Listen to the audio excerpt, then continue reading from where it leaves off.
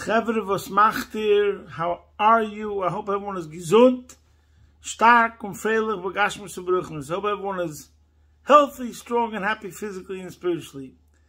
Right now, I'm in the Shchune of the Rebbe in Brooklyn, New York. It's almost 1 a.m. We're going to start Tillim very shortly. Leil Hoshana Rabbah. So we'll start with the prayer of Hoshana Rabbah. Hoshana lemancha lekeinu, Hoshana.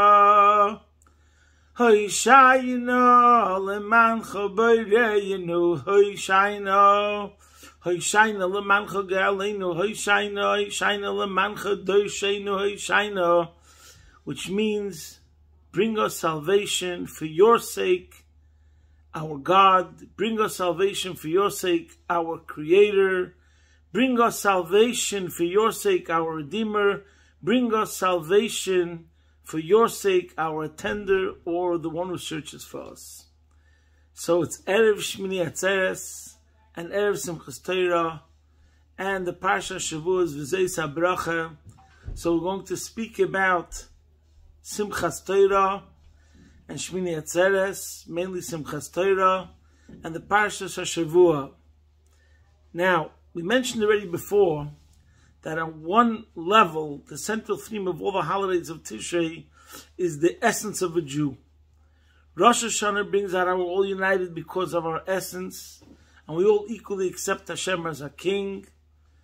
Yom Kippur, the Day of Atonement, we bring out the essence of a Jew, which once we reach that level, it's like Lifnei Havaya to Torah. We reach a level which is even higher than God's name, essence to essence, and at that level, we're all good. Then comes Sukkot, the great equalizer. We're all united. Everyone, Ruim Kol Yisrael Leisha B'Sukkah Achas. All the Jews are worthy to fit into one Sukkah. Then comes Shmini Atzeres and Simchas Torah. When in Chutz La'aretz it's 2 days, and in Eretz Yisrael it's 1 day. So in Simchas Torah is also a day where we touch the Nekudas HaYahadas, the Pintali, the essence, which everyone is equal in relation to that level. And some of the things we're going to speak about today, we spoke about other times before. So the question in Parshas HaShavua is something that I never noticed before, and that is something absolutely amazing. When we read in the Torah, which one of the things we do, and one of the reasons for the joy of Simchas Torah is because we finish the Torah, we finish Dvarim, and from Parshas Dvarim, we go into Bereshis. We start again the Torah from Bereshis. Now, something very ironic. First of all, when we read the end of the Torah, Parshas V'zeis HaBracha, many of the Pesukim are talking about the passing of Moshe Rabbeinu. So it's quite ironic, you'd say, that in the happiest day of the year, or one of the happiest days of the year, Simchas Torah, where in a way you could say it's even greater than the joy of Purim, because in Simchas Torah, the celebration is happening in Shul. Everyone without fail, without exception, says L'chaim and dances around the Torah. Purim, there's varying degrees how much people celebrate. Some people drink more, some people drink less. But we see in Simchas Torah, the entire congregation gets involved. And what do we read in the Torah in those days, in the day of Simchas Torah, or in Eretz Yisrael Shmini Atzeres? We read verses at the end of Parshas V'zeis HaBracha, and this is how the Torah ends off, talking about Moshe Rabbeinu's passing and his burial. It says he passed on, and it speaks about what he will be remembered as. It says, Vayomer Shem Moshe Eved Hashem, Moshe passed on, and his burial. It says amazing things about him too, and we'll get to that. L'chos ha'enoi, his eyes did not weaken, nor did the freshness of his skin disappear. And it says, Vayivku b'nei Yisrael Moshe, they wept. Then there was his successor Yeshua. There was never another prophet like Moshe. So you could say those were the days. Sadly, when we had a Moshe. And then it says, L'chol ha'oseis v'hamoifsim, all the signs and wonders that Hashem sent him to perform. And then L'chol ha'yad ha'chazaka, L'chol ha'meira ha'godel asher osa Moshe le'nei kol Yisrael. And regarding everything carried out with his strong hands and everything performed in the fearful and great desert that Moshe did in full view of all of Israel. And Rashi brings out that he smashed the tablets. Everyone knows the talks of the Rebbe about how this was one of the greatest achievements and one of the greatest positive things he did. So I don't want to go into areas where the Rebbe spoke about. I want to focus on something which I never heard the Rebbe speak, and I'm actually astounded by it. Beyond. And that is one of the things that the Pasuk says over here, as he passed on, Vayigbar Osei V'gai, Hashem buried him in the valley, Be'eretz Moav, in the land of Moav, Mul Beis Pa'or, opposite the house of Pa'or, but no man knows his burial place until this very day. So first of all, we give the GPS. It says a bit of where he's buried. The Eretz Moav, Mul Beis Pa'or. He buried him in the valley in the land of Moav, opposite the house of Pa'or. But no one knows where he's buried. Okay. When you look at Rashi, Rashi says something so astonishing.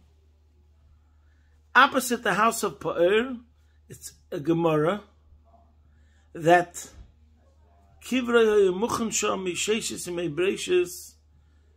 his place was set aside already from the 6 days of creation.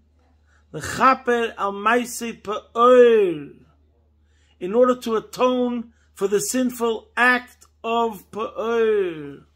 Whoa, what is going on over here? Here we see the self-sacrifice and the humility of a Moshe Rabbeinu. You'd think, when the Torah is discussing his legacy over here, and it does, as we see in the last verses, of the miracles and wonders that he did. So where is he buried? Opposite a church. Baal Pa'or, Maisa Pa'or was idolatry, together with immoral acts, etc. The opposite of modesty, we're not going to elaborate. Look it up yourselves. What does it mean? What exactly constituted the idolatry of Pa'or? So the worst sin in Judaism is Gilui Arayos, Shvichas Dam, and Avodah Zarah. And here there was Gilui Arayos, and there was Avodah Zarah, the worst of the worst sins. And what is Moshe Rabbeinu's everlasting legacy? Where is he buried? He's buried opposite the church. We know the Alter Rebbe writes in Tanya chapter 19 that a Jew furthers himself from K'tzei, Tumas, Avodah Zarah, like till the furthest degree. Your grandmother told you, when you pass a church, you try to cross to the other side of the road. There's Jews that spit, and I know Jews that they get all nervous and agitated if they're in a close vicinity of a church. And here, what's the great honor bestowed to Moshe Rabbeinu, that he's buried next to a church? There's many stories about how there were towns or villages that buried a holy person and he wasn't given the due respect, and there became terrible decrees against that town or village. There's many stories like that. And here we say that Moshe Rabbeinu was buried by Hashem himself opposite the church to atone for the sin of Baal Pa'or. So what's going on over here? And how can we understand it? And the answer is that over here we see the role of a Moshe Rabbeinu, the quintessential Rebbe of Bnei Yisrael, the quintessential tzaddik. That we have tzaddikim like Avraham, Yitzchak, Yankov. They have to be buried in the Moras HaMachpelah. They have to have an honorable place, and they have to have a holy place. But then we have the highest of the high. The verse says, "V'lo kom moed navi ki Moshe." And the one who in this week's parsha says, "Torah tziva lanu Moshe." Meirasha Kilas Yankov, we'll get to it soon. And what does it say about him? He's buried opposite the church. Why? Because his level, the Lamaila Maila Adin Ketz could reach the Mata Mata Adin Tachlis. His level is the highest of the high, is the one that can reach the lowest of the low and atone for the lowest debased debauchery act. The lowest of the low. And it's also the antidote, as we'll see. And this is the definition. This is the legacy of a Moshe Rabbeinu. He has the humility and the self-sacrifice to do whatever needs to be done to atone for every single Jew. Regardless, if that's what it takes, that he has to be buried in a place which is opposite the Avodah Zarah, then he'll do it for his people. That's a Rebbe. And we'll understand it based on another verse of this week's Parsha. We're not going to elaborate because we spoke so many times about the subject. And that's the first verse in the beginning of the Parsha, where it says, this is the blessings that Moshe gave Ish Ha'elihim, a man of God. As Bnei Yisrael Lifnei Moshe, these are the blessings which he gave the people before he passed on. So in Judaism, we come to a very fundamental concept that the leader is a Ish Elikim. And our Maimar Azal tell us, Mechetze L'mayla Elikim and Mechetze L'mata Ish. This is a way of speaking. I don't want to get into Kabbalah, Hasidus explanations. His top half, he was a god.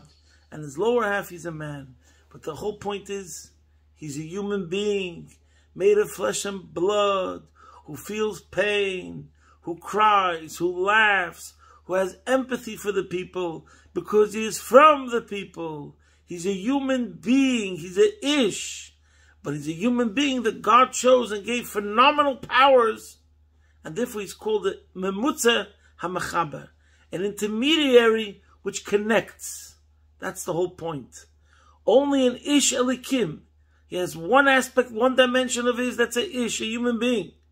Another aspect which is Elikim, how he's connected to God like no one else. And therefore he could be the intermediary, the Memutza, the intermediary HaMachaber which binds and connects. So we have a Moshe Rabbeinu, and that's the central theme of Parshas V'zeis HaBracha. Of course, the whole Chumash, you could say, is a book about Hashem. That's one level. And I'm not trying to argue at that point, but there's another level. We call the Jewish people the people of the book. I think we can call the Torah the book of the people. As we spoke many, many times, the whole idea is everything is about Machshavtim Sheyisrael Kodma L'chol Davar. There's nothing greater, there's nothing higher, there's nothing more awesome than a Yid. And the Eibishter is for the Yidden. L'mancho, Hishayna, L'mancho, for your sake, B'yireinu Ge'aleinu, for your sake, it's important. Our benefit. How could that be? Because we and Hashem are one, and Hashem is for us. Even though we serve Hashem, but we have to realize that it's L'mancho, Hishayna, L'mancha, for your sake. And the same thing is when we talk about Chumash. Chumash is a book about the people, empowerment, enlightenment. And this is the message of Parshas V'zeis HaBracha, the whole Parsha. Hakol Hilech Acharachitim, the end of the whole Chumash, Chamisha Chumshei Torah, is the blessings of a tzaddik. With the blessings of the tzaddik, we will keep on, and we have powers. That's number one. And it's a statement about Moshe Rabbeinu, whose greatest achievement before he passes on, blessings. Blessings is empowerment. And then we come to the last words of the Parsha. It speaks about the wonders that Moshe did, and then it speaks about how in his passing, even though the Talmud says that Moshe Rabbeinu didn't die, and Yaakov Avinu didn't die. I don't want to get into it, it's a machlokes, but it seems that the Pasuk also supports that, because even after he passes away, it says, Lechosa einev le'neslecha. His eyes did not weaken, nor did the freshness of his skin disappear. That's after it says when he passed away. So it seems like he's still alive. But we're not going to get into that now. My point is, he's still alive because of the impact, because of the powers, because of the forces, because of the energy that we're still getting from him today. How? We see that in the last psukim of the Parsha, talks about all the wonders that he did through him. It doesn't choose to end the Torah with verses that talk about things that are associated to Hashem himself. It could have said that God came down in the mountain and said, that he took us out of Egypt. No. It speaks about everything, obviously, that Hashem did, but through who? Through a Moshe Rabbeinu. And that's the message of the last psukim, including the fact that Moshe is buried. It comes as a climax to the whole parsha, that we're living with the words of Moshe Rabbeinu, that he gave us blessings, but also that Moshe Rabbeinu is still giving us power. And that's why, where is he buried?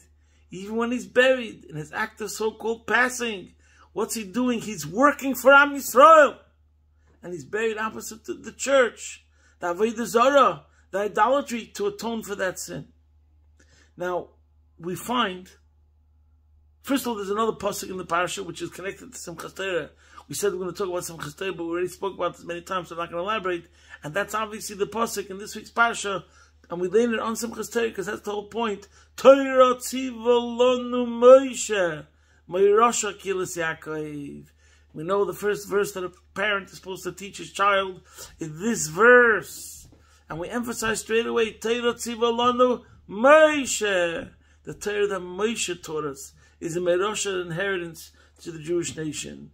Because we must associate immediately the Torah that the Jewish nation received to Moshe Rabbeinu. Because the Torah Shabbal Peh, how do we know the correct interpretation of the Torah? We need a living embodiment. We need the ultimate role model. We need a tzaddik. We need a rebbe that shows us how Judaism is lived and what the interpretation means.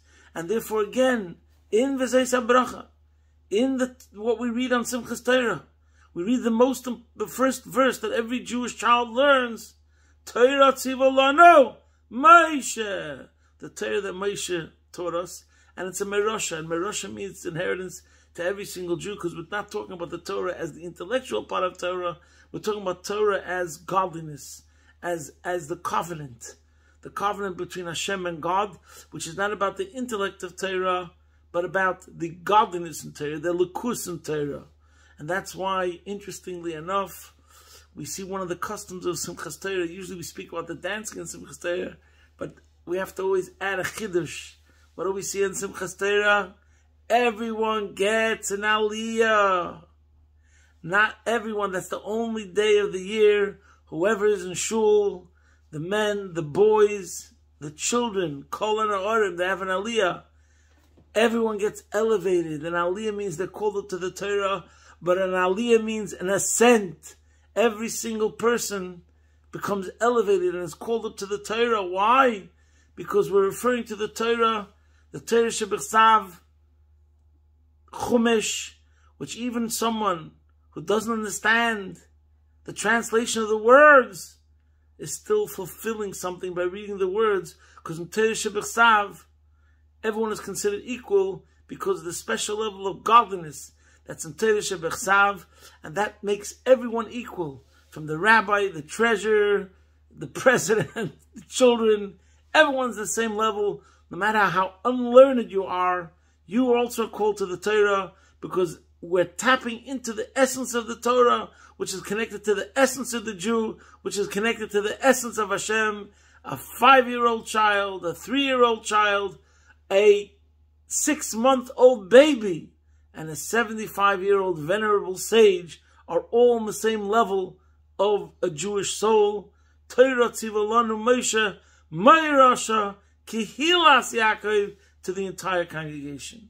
So that's the connection of Simchas Torah to what we're talking about in this week's parsha and the Moshe Rabbeinu. The Moshe Rabbeinu is the one who brings out the neshama of every single Jew. That's the job description of a Moshe Rabbeinu. That's the job description of a Rebbe, more than anyone else, a tzaddik. So I want to connect this to a fascinating word that the Rebbe says in Likutei Sichos Chelik Tezayin, page 33. Sicha Ora 8. It's a Sicha of Shmois Chavdalet Tevis, and he mentions over there that the Alter Rebbe passed away on a Motzoi Shabbos. By the way, the Rebbe Rashab also passed away on a Motzoi Shabbos, and the Rebbe also passed away on a Motzoi Shabbos. So listen to what the Rebbe writes about passing away Motzoi Shabbos, what he wrote about the Alter Rebbe and the Rebbe Rashab. And the question the Rebbe asks over there in footnote 8 is, why is it pointed out that the Alter Rebbe passed away on a Motzei Shabbos? Especially that there's a Maimar Azal that says that when someone passes away be'erev Shabbos, Simin Yofalei, it's a good sign for him. But if someone passes away on a Motzei Shabbos, it says Simin Ra'aloi, it's a bad sign for him. Because if you pass away on Erev Shabbos, you go straight into Gan Eden. But if it's Motzei Shabbos, it's a different story. So the Rebbe gives a phenomenal answer. And the Rebbe's answer is Simin Yofaloi or Simin Ra'aloi. When you pass away Motzei Shabbos, it might be worse for the tzaddik. But for Tzoyin Marisoi, for his followers, for his nation, for Klal Yisrael, it's better. Because as soon as it becomes Motzei Shabbos, we need an extra infusion of positivity, of goodness, of mercy, of Gilui Elokus. The Rebbe writes that right now, for Tzoyin Marisoi, now is Kukim B'Yoser. At this point of Motzei Shabbos, we need desperately Hashpor Gilui Zeh. We need this unbelievable revelation that says that when a tzaddik passes on, is the delight of the tzaddik permeates the entire galaxy, all of the worlds, every single level is then feels the explosion of the entire accomplishments of this tzaddik throughout the entire cosmos and spiritual levels. So even though for the tzaddik himself, personally, theoretically it would have been better for him to pass on a Friday, but he passes away on a Motzei Shabbos. And we know from other places that everything that happens to a tzaddik is connected to his choice or his merit.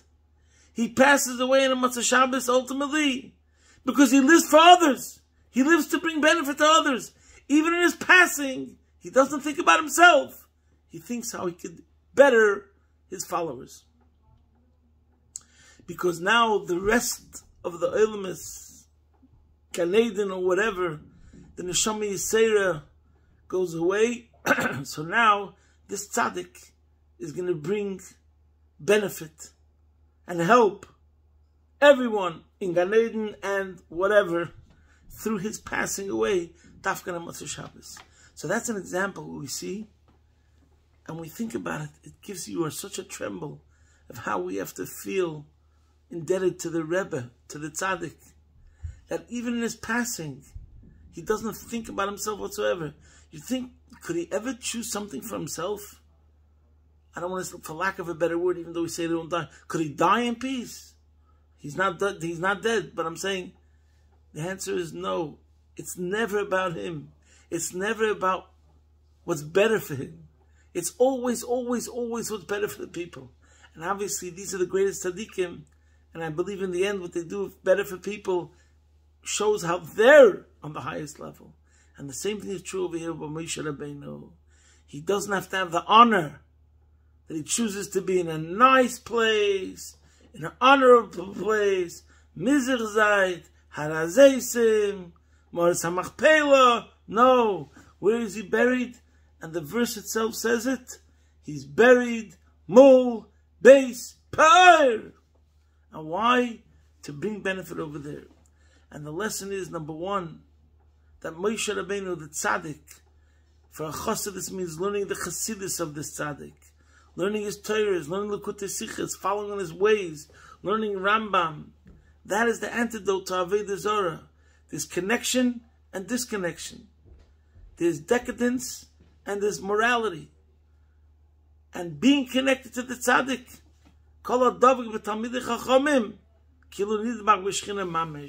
and this is the message the Torah is giving us, Now, even though the Torah mentions that Yeshua came afterwards, but as we mentioned previously, Rashi, Yeshua was so much a disciple of Moshe that it was Moshe's influence continuing through Yeshua.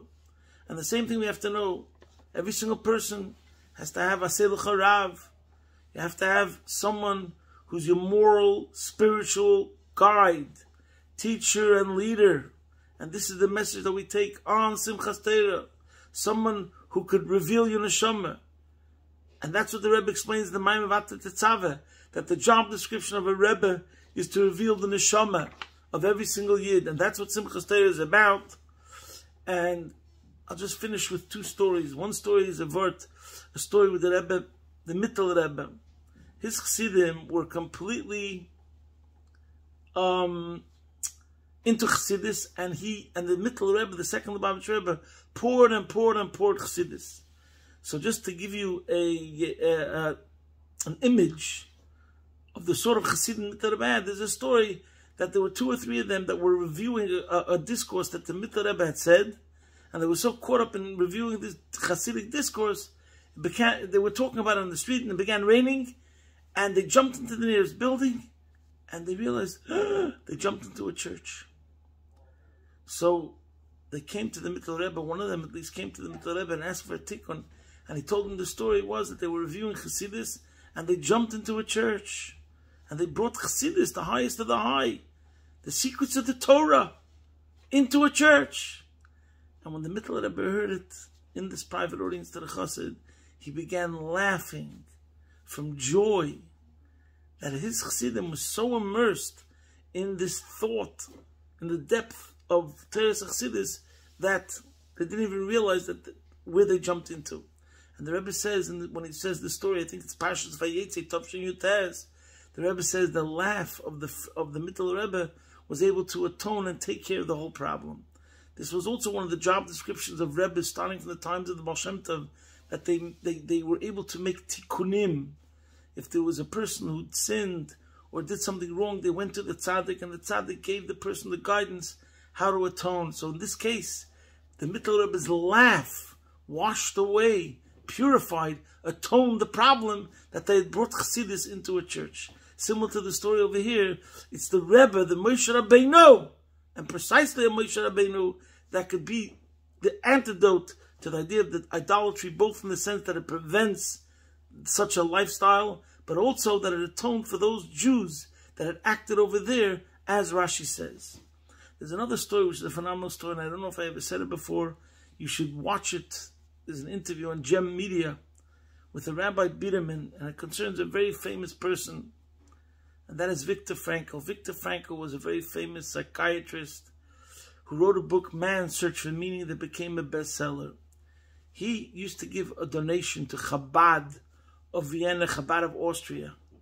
And why? So Rabbi Yaakov Biderman didn't understand it, but he got a donation from Viktor Frankl every single year. But he didn't pay attention to it. One day, an older woman showed up to his Chabad house, and she wanted to see Rabbi Biderman. And Rabbi Biderman let her into the Chabad house, and she says, "My name is Margarita Chayes." And she tells Rabbi Biderman, "You think you were the first emissary of Chabad in Austria? I was." And then she tells him the following story. When I was a young girl, I don't know what year this is, maybe in the early 50s. When I was a young girl, I had an audience with the Rebbe. And I told the Rebbe that I go from time to time to Austria, to Vienna. The Rebbe said, next time you're going to Austria, please let the office know over here. I have a mission for you. So a couple of months later, she notified the Rebbe's secretary that she's going to Austria, and the Rebbe, she was called to the Rebbe again, and the Rebbe told her that I would like you to visit Professor Frankl, Viktor Frankl, and give him the message that he shouldn't despair, he should be strong, not to take the ridicule to heart, and continue to spread your teachings, and you will achieve a breakthrough. That was the message. Anyways, she went to Vienna, she went to Austria, she looked up the address of Professor Viktor Frankl. She came to the house and she knocked on the door, and a woman opened up the door and she didn't seem to be Jewish. And when the door was open, she noticed that in the living room, there's a cross, there's a crucifix. And she's thinking to herself, it's very strange. The Rebbe is sending me to such a house to send a message to Professor Viktor Frankl. And she asks, does Professor Frankl live here? And the woman who opened the door said, yes, 1 minute. And Professor Viktor Frankl came to the door and she said, can I speak to you? And he says, yes. And she said, I have a message from you, from Rabbi Schneerson, from Brooklyn, New York, to Lubavitcher Rebbe. And all of a sudden his face became serious and he says, come in. And she says, and what's the message? And Viktor Frankl asks her, so what's the message? And she says that the Rebbe told me to tell you that you should be strong, don't get affected by the ridicule, you're going to achieve a breakthrough, keep on teaching, stay in your position, and be strong. Anyways, she says that I reacted in such a way that she hadn't seen an adult react in such a way. He sat down, he started crying. He says, give me a moment to compose, to come to himself. And then he says to her, I want to show you something. And he takes out papers and he says, you see these papers? These are immigration papers to Australia. Right now, I was feeling so crushed, so decimated, that I wasn't accepted by the mainstream psychiatry and psychology department, schools of thought. At that time, Freud was the standard. And he was going a whole different way. That man essentially is good and is seeking values and meaning and purpose. And he founded, as I mentioned before, I think, logotherapy, which looks at a person and says that this is what drives man. Man's search for meaning. And at this time, right now, the other professors, other students of Freud, and Freud himself, who wasn't alive at that time, but still, people going his ways, were not accepting at all this idea of Viktor Frankl. So he had immigration papers prepared to just go to Australia, start life anew in another part of the world, far, far away. But he said, you know, now that I got this message from Rabbi Schneerson, I see there's a sign, and I'm going to continue here and listen to that message. That was the story. Rabbi Biderman said that he wanted to confirm the story. So after he heard the story from the lady, I don't know how much longer afterwards, he called Viktor Frankl on the phone and he wanted to meet him, but Viktor Frankl was too weak to meet with Rabbi Biderman.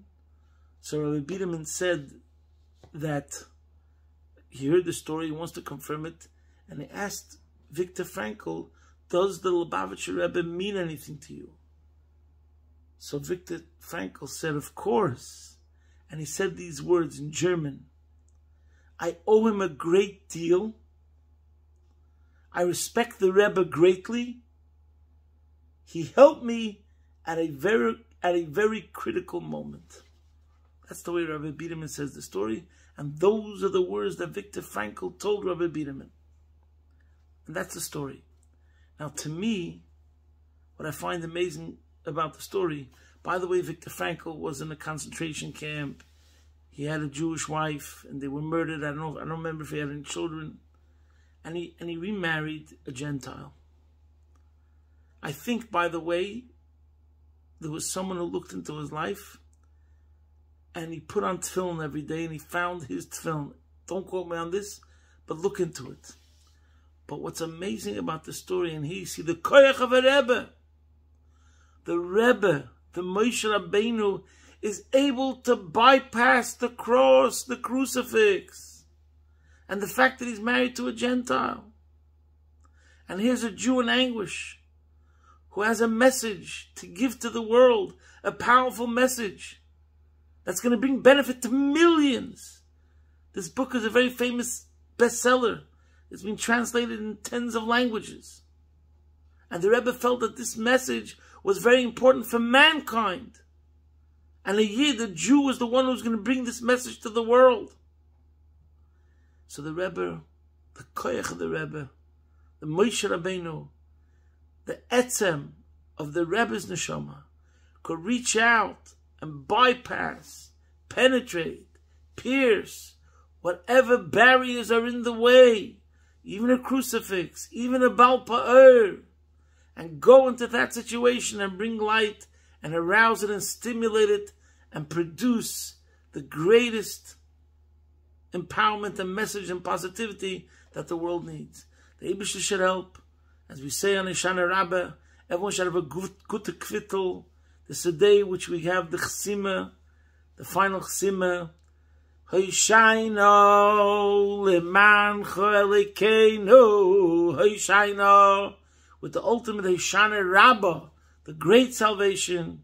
Begula mitzvah shleima, taken from Yad Mamish. Good yontiv, good yontiv, good yontiv. Posting from the Rebbe Shchuna, Be'ez Hashem Yisbarach, your man in the Shchuna.